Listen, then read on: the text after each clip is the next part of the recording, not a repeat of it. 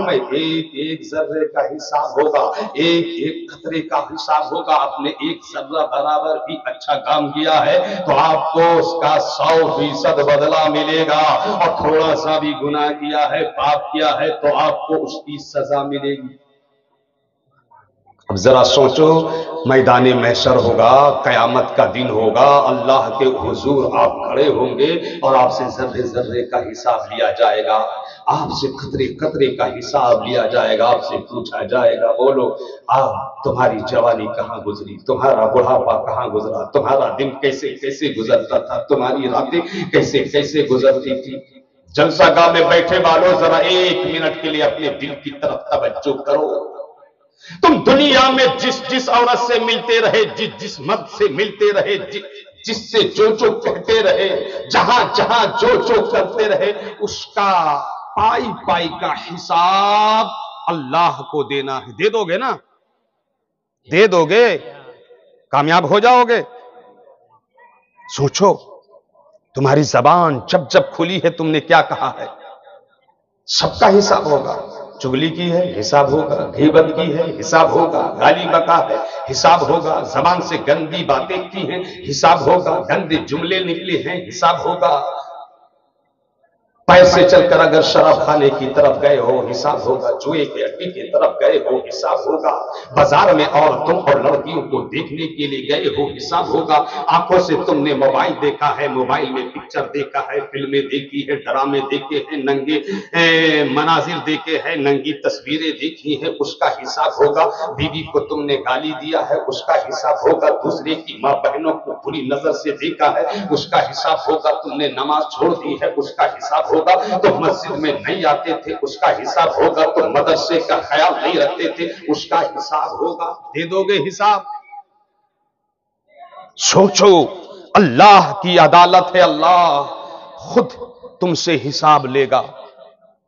दाढ़ी मुंडाने वालों, अल्लाह तुमसे पूछेगा दाढ़ी क्यों मुंडाते थे? ये तो मेरे नबी की महबूब सुन्नत थी, मैंने तो दाढ़ी रखने में सवाब रखा था, तुम मुंडाते क्यों थे? क्या जवाब दोगे?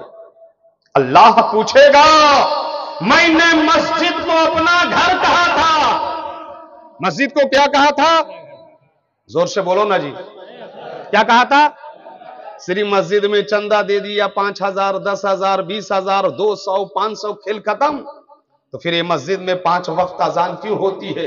क्यों अल्लाह का मुअज्जिन मस्जिद से ऐलान करता है, हय्या अल सलाह, और नमाज के लिए आओ, हय्या अल फलाह, आओ कामयाबी के लिए आओ। बोलो, अल्लाह तुमसे पूछेगा। और कब पूछेगा? कयामत के दिन पूछेगा। किस हालत में पूछेगा मालूम है? सर के ऊपर सूरज होगा, तांबे की जमीन खौल रही होगी, अपने ही पसीने में लोग डूब रहे होंगे, किसी के अपने पसीने यहां तक, किसी के यहां तक, किसी के सीने तक, किसी के मुंह तक, और कोई होता जल होगा अपने पसीने में।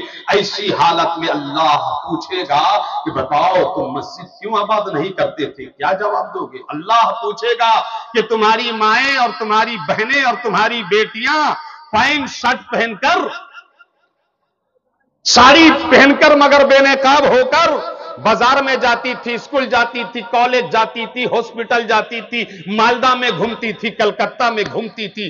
क्यों तुम्हारी बेटी, तुम्हारी बहू, तुम्हारी बहन, तुम्हारी माएं, तुम्हारी बच्चियां, तुम्हारे घर की, तुम्हारे खानदान की, तुम्हारे मोहल्ले की बच्चियां बेहिजाब रहती थी, बेनकाब रहती थी, पैंट शर्ट पहनती थी, वो यानियत का मुजाहिरा करती थी, बड़े बड़े मोबाइल रखकर कई कई गैर महरम मर्दों से बातें करती थी? आपके पास क्या जवाब होगा?